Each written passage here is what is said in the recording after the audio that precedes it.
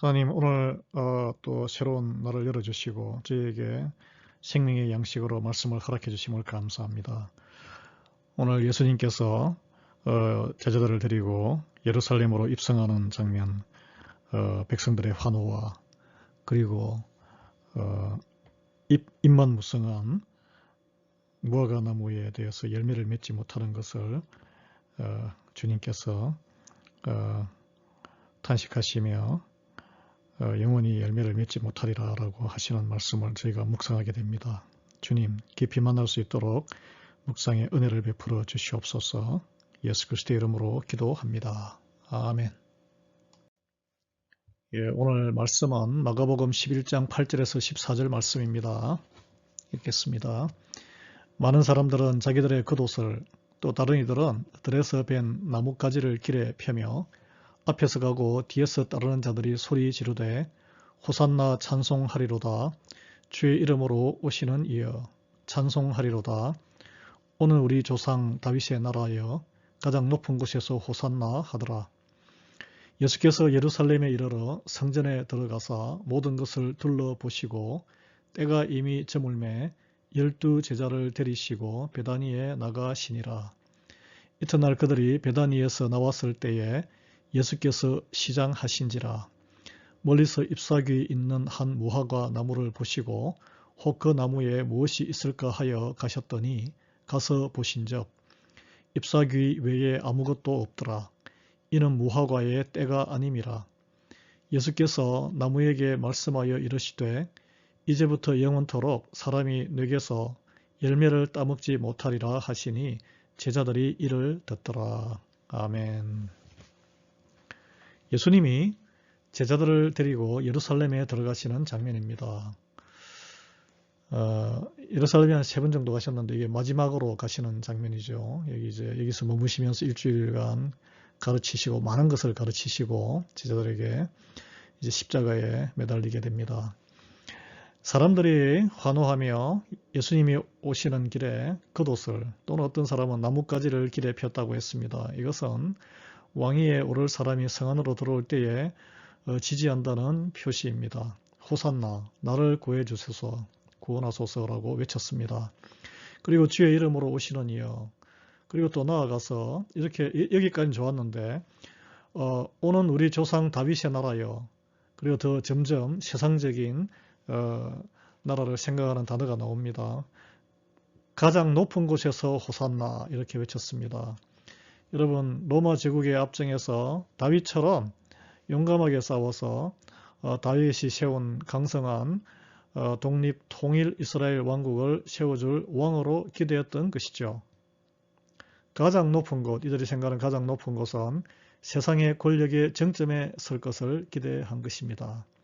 그러나 예수님께서는 세상 권력과 능력으로 우리의 육신이 원하는 육적인 해방을 이룰 권력자로서의 왕으로 오신 게 아니고 가장 낮은 곳인 십자가의 죽으심을 통해서 우리의 죄에 묶여있는 영원한 구원을 위해서 오신 만왕의 왕인 줄 믿습니다.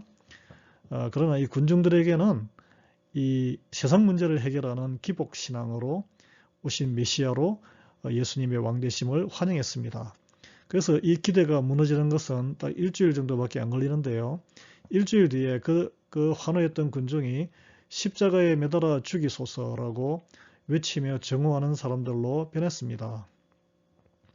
여러분 우리에게도 이런 나의 복을 비는 나의 안녕, 세상적인 안녕 때문에 주님을 찾고 하나님을 믿는 기복신앙으로 우리 예수님을 만나고 열심히 신앙생활을 하면 결국 배신감이 들고 교회를 떠나게 되는 그런 결과를 낳게 됩니다.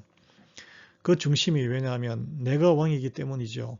주님을 왕으로 모셔서 나를 쳐서 순종하는 신앙의 길에서 계속 나의 본성과 나의 자아가 걸리기 때문입니다. 여러분께서 갖고 있는 믿음과 또 크고 작은 열심은 그 안에 누가 과연 진정한 왕 노릇을 하고 있습니까? 여러분 스스로입니까? 아니면 십자가에 지금 죽으시러 걸어가는 주님이십니까? 예수님이 예루살렘 성전을 둘러보시고 오늘 본문에 보면 아무런 말씀도 아무런 사역도 하지 않으시고 옛날에는 오실 때마다 치유도 하시고 말씀도 가르치시고 논쟁도 하셨는데 장로들과 바리새인들과 서기관들을 만나거나 하지 않았습니다. 그리고 날이 저물자 그냥 12제자를 데리고 조용히 그 인근 3km 동쪽에 있는 베단이라는 그 작은 가난한 동네죠. 그곳으로 가셨습니다. 여러분, 그동안 아무리 말씀을 가르치고 그리고 성전을 깨끗하게 하려고 또 화까지 내시고 하셨는데 변한 것이 전혀 없었어요. 그 성전의 모든 것을 보시고 침묵으로 이번에는 응대하셨습니다. 이제 심판의 시간을 향해 가시는 모습이죠. 여러분, 하나님이신 우리 주님께서는 오래 참으시고 긍휼이 많으신 분이시지만 말씀의 책망과 경고를 듣고도 변함없이 한결같이 과거의 패턴대로 죄 가운데 걸어다니는 영혼에 대해서는 말씀을 멈추시고 심판을 하시는 분이십니다. 이튿날, 그 다음날 베다니에서 예수님과 제자들이 이제 나오셔서 예루살렘으로 가시는 길에 아마도 베다니에서 예루살렘 그 감람산으로 가는 길에 또 벳박이라는 동네가 있잖아요. 벳박에를 지나실 때 다른 복음서에 보면 그렇게 나옵니다. 잎사귀가 무성한 건강한 무화과 나무를 보셨습니다. 잎사귀가 무성하니 건강했을 거 아니겠습니까? 마침 아침이라 시장하셔서 근데 열매가 있나 보셨는데 열매가 없는 것을 보셨어요. 무화과 나무가 열매가 없었습니다. 여러분, 무화과가 초봄에 열매를 맺지 않습니다. 근데 나무를 보시고 사실상 저주의 말씀을 심판을 하셨는데 이제부터 영원토록 사람이 내게서 열매를 따먹지 못하리라. 그 잎만 무성하고 열매를 맺지 아니하는 나무를 보고, 그래서 이 다른 복음서에 보면은 이 베드로가 이렇게 제자들이 보니까 무화과 나무가 금방 그 다녀와서 예루살렘을 다녀와서 다시 또 베다니로 가잖아요. 그날 저녁에 보니까 무화과 나무가 시들어 죽어버린 거예요. 하루 사이에. 근데 무화과 나무로서는 굉장히 억울한 사태입니다. 이게 왜냐하면 당시 계절이 초봄이라 무화과 나무가 열매를 맺을 계절이 아니란 거예요. 그러면 우리는 이 말씀을 어떻게 해석하고 받아들여야 할까요? 나무의 계절의 때가 있습니다. 그리고 예수님은 하나님의 때가 또 따로 있는 것이죠. 그러나 나무는 억울했을 것입니다. 나무가 생각하기에 나의 때는 지금 열매를 맺을 때가 아닙니다. 이거 너무한 거 아닙니까? 이렇게 항변할 수 있죠. 그러나 하나님이시자 하나님의 아들이시자 만왕의 왕이신 예수님이 열매를 바라시고 오셨으면 피조물들은 열매를 맺어야 합니다. 그것이 바로 믿음이에요. 우리는 나의 인생의 때가 제일 중요하다고 생각합니다. 나의 때에 필요한 것을 채우기 위해 예수님 앞에 나오고 하나님께 매달리고 교회에서 예배드리고 기도하는 경우가 많습니다. 그것이 바로 기복신앙이에요. 그러나 정작 하나님의 때에, 주님의 때에, 그리고 그 몸된 교회의 때에 필요하다고 앞으로 나오라고 부르심이 있으면 열매를 좀 맺으라고 하면은 이제 잎도 무성하니 이제 너의 때와는 상관없이 열매를 맺을 때가 되었다라고 하면은 그때 자기의 상황을 보고 제가 지금 처한 상황에서는 때가 되지 않았습니다 하고 잘 순종하지 않습니다. 그럼 쓰임받지 못하는 것이죠. 그것은 내가 주인이지 하나님이 주인이 아닌 성도의 삶의 반응이죠. 예수님이 지금 시장하셔서 무화과 열매가 필요한데 무화과 나무가 계절적으로 열매를 맺지 못하는 자기의 때라고 철석같이 자기 믿음으로 믿고 그 믿음으로 반응하여 열매를 안 내는 것이죠. 세상 사람들이 보기에는 그게 무화과 나무가 옳아요. 그러나 주님 앞에서 주님이 하라고 하시면은 아멘으로 대답하고 믿음으로 반응해서 열매를 맺어야 하는 것입니다. 그럼 뭐 나무가 무성하고 교회 생활 오래 하고 아무리 믿음이 좋고 세상적으로 모든 준비가 되어 있으면 무슨 소용이 있습니까? 하나님 나라에 아무 소용이 없는 풍성한 나무 그러니까 나뭇잎과 풍성한 그런 보기만 풍성한 나무와 같을 수가 있는 것이죠. 여러분, 교회가 부르면 내가 부족하고 아직 준비가 되지 않아도 내 인생에 아직까지 이게 할 준비가 안 되어 있는데 나의 때가 아니더라도 여기 있습니다 하고 헌신하여 주님이 나를 통해서 열매를 맺으실 줄 알고 나오는 거예요. 그것이 바로 믿음입니다. 하나님이 여러분을 전혀 필요하지 않을 때에 내가 조건이 되고 필요할 때에 여기 있습니다. 이제 가을이 되었으니 나의 때가 되었으니 하나님 드십시오 하고 나오면 그때 예수님 십자가에 매달리시고 부활하시고 올라가시고 없잖아요. 그 써달라고 조르는 것밖에 되지 않습니다. 예수님이 시장하지 않으신데 무화과 때에 무화과가 열매를 맺어본들 그 열매를 누가 따서 먹겠습니까?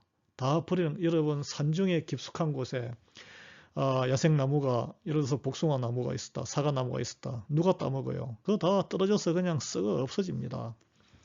예수님을 만나면 나의 때에 상관없이 하나님의 때에 순종하는 것이 중요하다는 것이죠. 하나님의 때에 순종하면 내가 부족하지만 영혼 구원의 열매를 맺을 수 있습니다. 주님이 부르시는데도, 교회가 부르는데도 내 인생에서 아직 때가 아니라고 항변하면서 억울하게 생각하고 열매 맺음이 없이, 그러면은 세상에서 쌓인 재물과 건강과 직분의 잎사귀만 무성한 인생, 이거 쓸모없는 오늘 무화과와 같은 신실한 것이죠.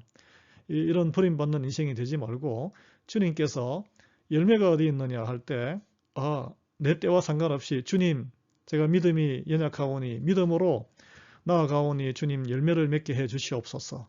저의 모든 이 나뭇 잎사귀와 제 튼튼한 이 나무, 주님께서 주신 이 인생을 사용해 주십시오라고 순종으로 나오는 저와 여러분 되기를 예수 그리스도 이름으로 축원합니다. 아멘. 하나님 감사합니다. 오늘 무화과 나무에 참 억울했을 것입니다. 이 무화과는 주님을 만나서 주님 앞에서 나무지만 순종하지 못하여 자기의 그 무성했던 건강하고 뽐냈던 그 모든 나뭇잎이 다 시들어버리는 그런 심판을 받았습니다. 주여, 이런 심판받는 인생 되지 않게 하시옵고 주님께서 부르실 때에 내가 준비가 되었든 안 되었든 아멘으로 화답하는 그런 믿음의 사람이 되게 은혜 베풀어 주시옵소서. 예수 그리스도의 이름으로 기도합니다. 아멘. 목요일 날은 우리 선교사님들과 선교지를 위해서 기도하는 날입니다. 니카라과의 김양자, 이창희, 이성은 선교사님과 북한 선교를 감당하시는 1907교회 한국의 탈북자교회 김성근 목사님, 또 온두라스의 건영갑 선교사님, 기타 해외 미국 내 선교사 우리 또 다녀가신 전재덕 선교사님, 또 건강을 위해서, 사역을 위해서 기도해 주시고, 아마 다음 주에 우리 김전중 이덕석 장로님 네 분이 헌당 예배 태권도 사역을 위해서 또 온두라스를 방문합니다. 올해는 우리 교회에서 한 분도 같이 광고를 안 했기 때문에 참여를 못합니다. 여러분 기도해 주시기 바랍니다. 오늘도 평강하시기 바라며 우리 예수 그리스도의 이름으로 축복합니다.